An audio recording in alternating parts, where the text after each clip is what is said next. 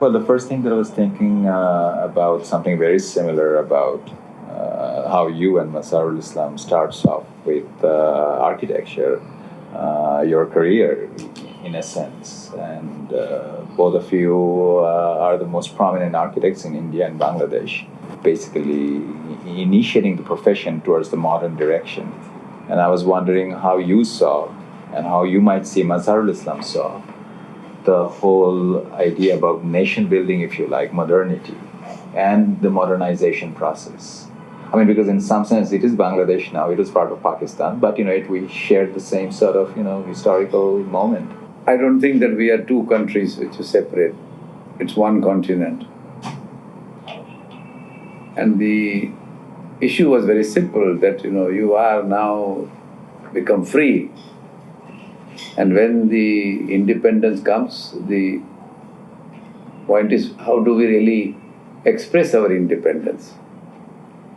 And the immediate idea comes that how do we link with the past and also connect with the future. And that time, luckily, Corbusier came into picture here, and also everybody went abroad to study. Like Mr. Islam went to Harvard, he went to Yale. And the idea was that if we learn something, when we bring it back, I think that period of most of the people, right up to almost 1960s, everybody who graduated abroad and came back, they had this problem that now what kind of work, what kind of things we must do so that that work really becomes the beginning of the place. Mm-hmm. So it's really asking questions about the beginning. How does one begin? So where does the tradition come? Where is that modernity or modernism? And how do we really do this together? So it was really the search of connecting the past and present. In fact, Kanvinde was slightly older than Mr. Islam. And when he came from Harvard, it was the same story. And we always discussed, but undercurrent was we had no resources, we had economic problems, we had our social problems. The clients were basically not known, some are known, government clients. They also are saying that we are independent. Can we do something? And what is it that will demonstrate this independence? So if you look at the history, even the politicians wanted something new. Social people wanted something new. And naturally architects have come here and then they want to start something new. Also, if you look at the history of modern architecture, 1950 is a very big turning period, even in the world. 50s, 60s, a lot of changes took place there also. I mean, it was really after the war, Second World War. So I think this is not only the phenomena. For us, the phenomena was to find something here, but there was also that devastation, that uncertainty created for them that the world is no more the same. And I think this was the question.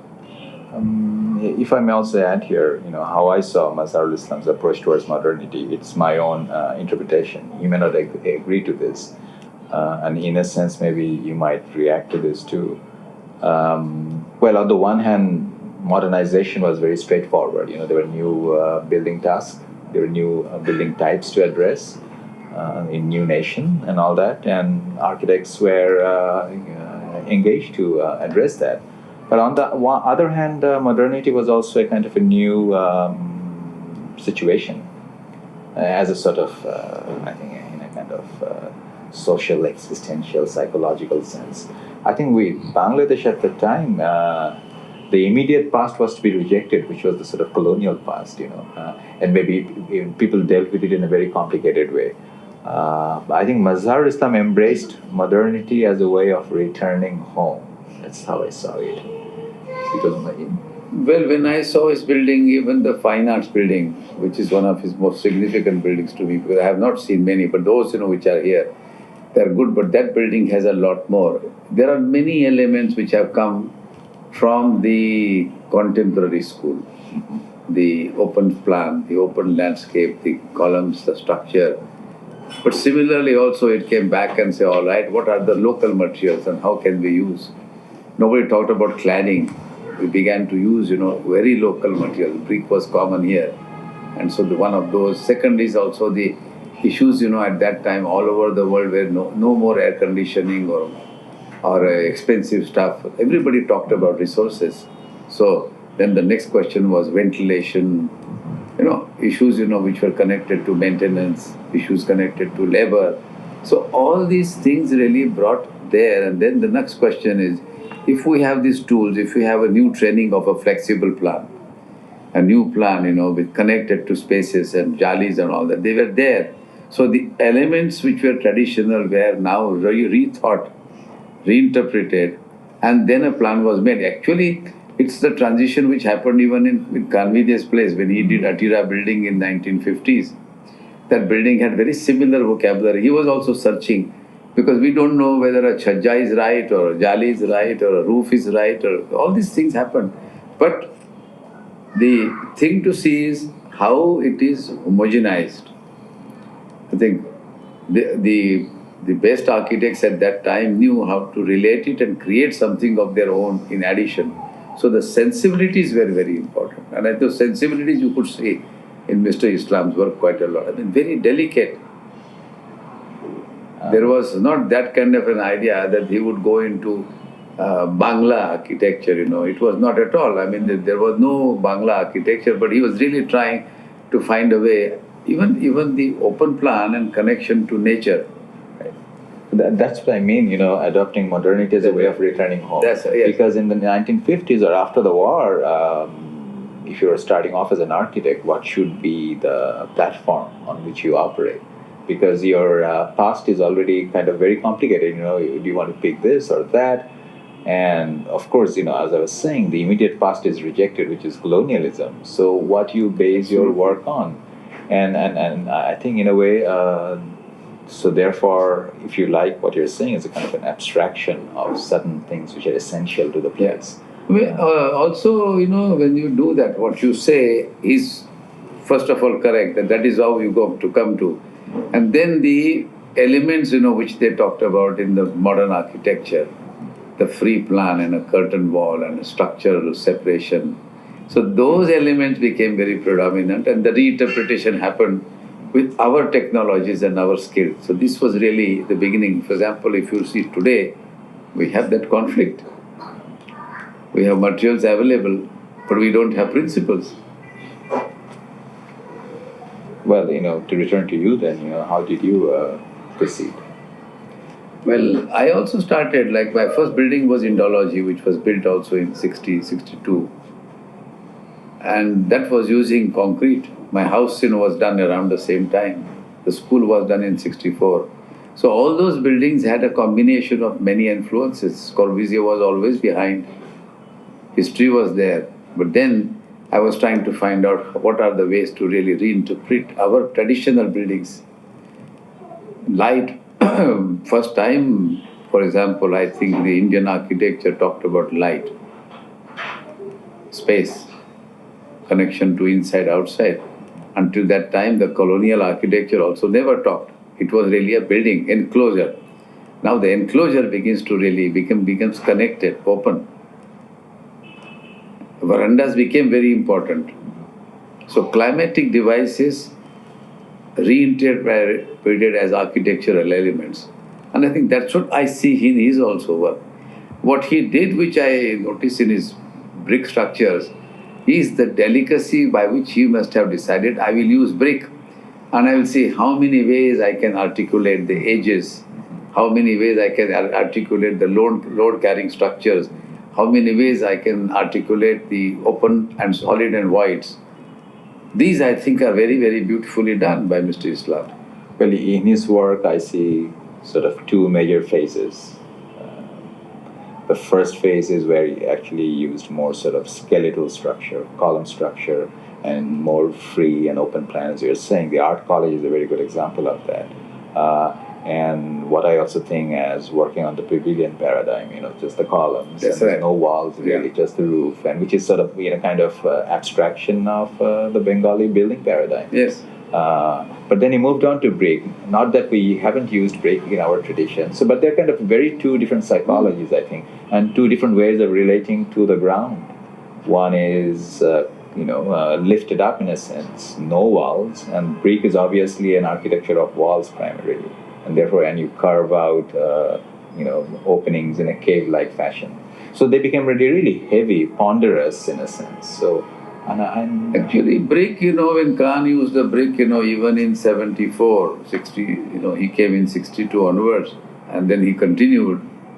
And even when he used the brick, in his buildings, in his own country, or other people who use brick, unlike Corbusier, the nature of brick and creating a pilaster and a panel wall may be traditional, but this is a new interpretation of really saying, all right, how do I really express this on the outside? And I think the relationship, the massing changed. I think the difference is in the massing of buildings, articulation of buildings, then the apertures. I think those became very different. And that also makes the period very important. I think he left from Ahmedabad, your house. yes. Which is all very enigmatic, mystical, and also very poignant. He left from your house, he went off to New York, and he died there in the restroom. And he was going back and forth between Philadelphia, Ahmedabad, and Dhaka. And somehow you, Muzharul Islam, and Louis Kahn are tied in one story. And it tells a lot of things, actually. And even now, I don't think it has been fully exposed. On the way back at Heathrow Airport, he met Stanley Tigerman. Yes. So, and Stanley was coming towards Dhaka because he was doing a project with Muzharul Islam. And Stanley found him at the airport, and he found Lou very distraught, and was disheveled in his dress, and he thought he was in another world and looked very disturbed even. And Stanley talks about that. He has written an article on that. So they sat together, had a cup of coffee or something, and they talked. And then they each left, one for Dhaka, one towards his death. And what Stanley discovered at the time, that Lou was very concerned about two things. First, Muzharul Islam, and then in some sense about what he's doing, which is strange, and I think you might give some light on that. He was concerned about Muzharul Islam because by that time, 1974, Muzharul Islam has gone into active politics.